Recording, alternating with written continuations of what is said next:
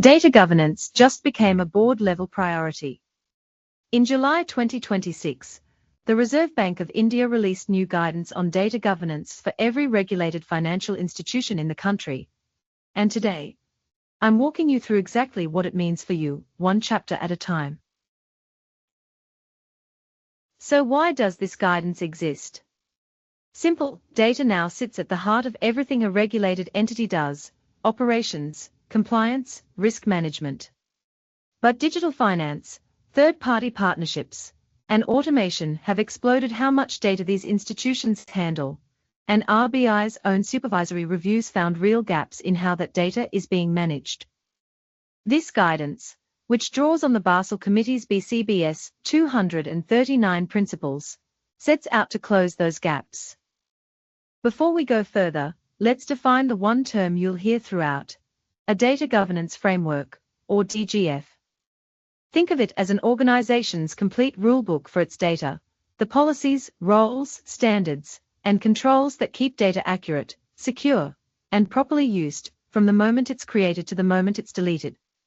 Every regulated entity now has to build one, size to its own scale. So who does this actually apply to? Basically, almost the entire regulated financial system. That's commercial banks, small finance banks, payments banks, local area banks, regional rural banks, and both urban and rural cooperative banks. It covers every layer of NBFC, base, middle, upper, and top.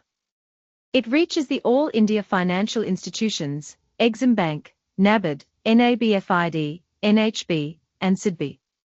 And it covers asset reconstruction companies and credit information companies too. If you're a regulated financial institution in India, this almost certainly applies to you. Before we get into the actual requirements, it's worth grounding ourselves in the vocabulary, because this guidance leans on some very specific terms. Data is any recorded fact, concept, or instruction that can be understood or processed. Data governance is the whole system of policies and controls that keeps that data accountable and trustworthy. Three roles sit at the center of it. A data owner is accountable for a domain of data. A data steward, working under them, puts governance into practice day to day, and a data custodian handles the technical, day-to-day management of the data environment. Then there's metadata, data about data, and data lineage, the documented trail of where data came from and how it changed along the way. A single source of truth, or SSOT, is the one official version of a given piece of data. Data classification sorts data by how sensitive or critical it is. Data architecture is the structural blueprint behind all of it. And data risk is simply the risk of something going wrong because that data, or its management, wasn't up to standard.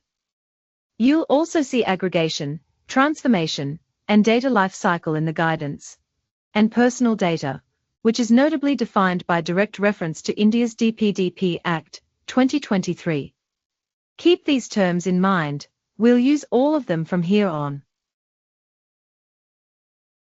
Let's talk governance, because this guidance makes data an explicit board-level responsibility, structured across 4 tiers. First, the DGF itself must be proportionate to the institution's size, comprehensive across structure, policy, risk, and technology, complete across the entire data lifecycle, compliant with the DPDP Act, and reviewed at least once a year. Second, the board.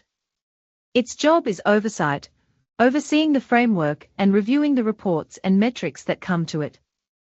Third, a board-level data governance committee.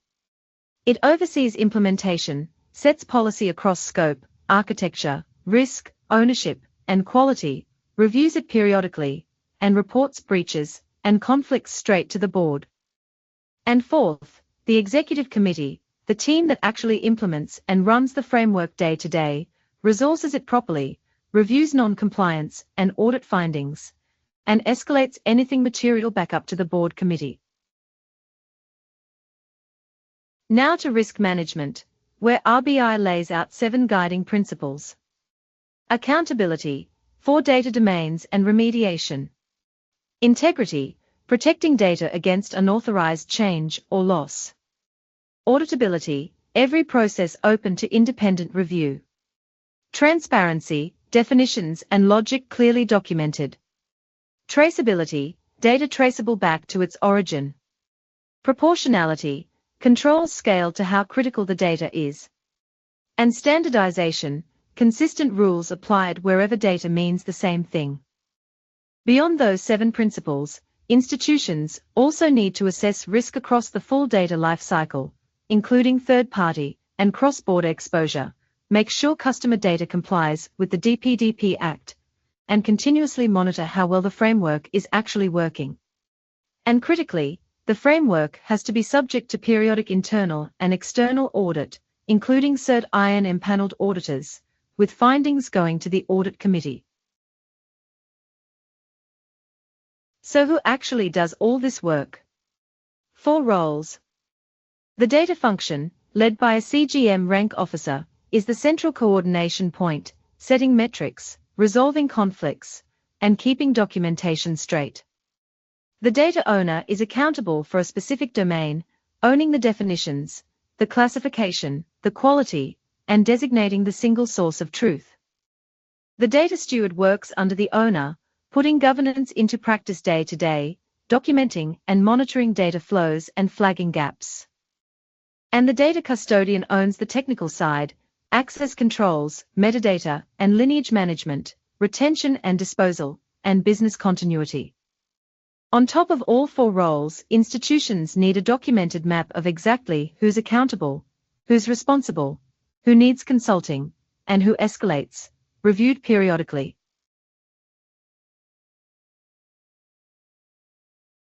Every piece of data has a life cycle, and this guidance governs all 3 stages of it. First, origination and capture. Data can only be created for legitimate, defined purposes, with ownership, classification, and consent set right at the point of capture. Second, processing, sharing, and transformation. This has to follow approved rules and logic, with encryption and data loss prevention controls protecting it at rest and in transit. And third, retention, archival, and disposal. Retention has to be justified by real business or legal need, and disposal has to be secure, controlled, and verifiable. Underneath all of this sits the data architecture itself, resting on 4 pillars. 1. Single source of truth, one authoritative version of each data element, no competing copies. 2. Metadata and lineage, full traceability from origin through every transformation. 3. Data classification, categorized by criticality and sensitivity to drive the right level of control. And 4. Data quality management, tracked through metrics, with issues escalated to the board committee every quarter. One more area RBI is watching closely: third parties. When an institution shares data outside its own walls, including with group entities, it doesn't get to hand off responsibility. That data still has to be shared only for approved purposes, by designated people. Access stays strictly need to know, backed by non-disclosure agreements. Shared data stays traceable to the single source of truth. It moves through secure, encrypted channels. And it's subject to periodic audits and ongoing monitoring. So if you're in compliance or risk right now, here's where to start. 1. Get the board genuinely engaged. This needs a real seat at board meetings, not a footnote. 2. Name owners for every single data domain, with documented accountability. 3. Make your single source of truth and your lineage fully auditable, end to end. And 4. Extend the same rigor to your third parties. Vendor and group entity data sharing needs to be audited and monitored just like your own data. Data governance just became a board priority. The question now is simple: is your framework ready? For any further requirements or inquiries, please contact us. We look forward to assisting you.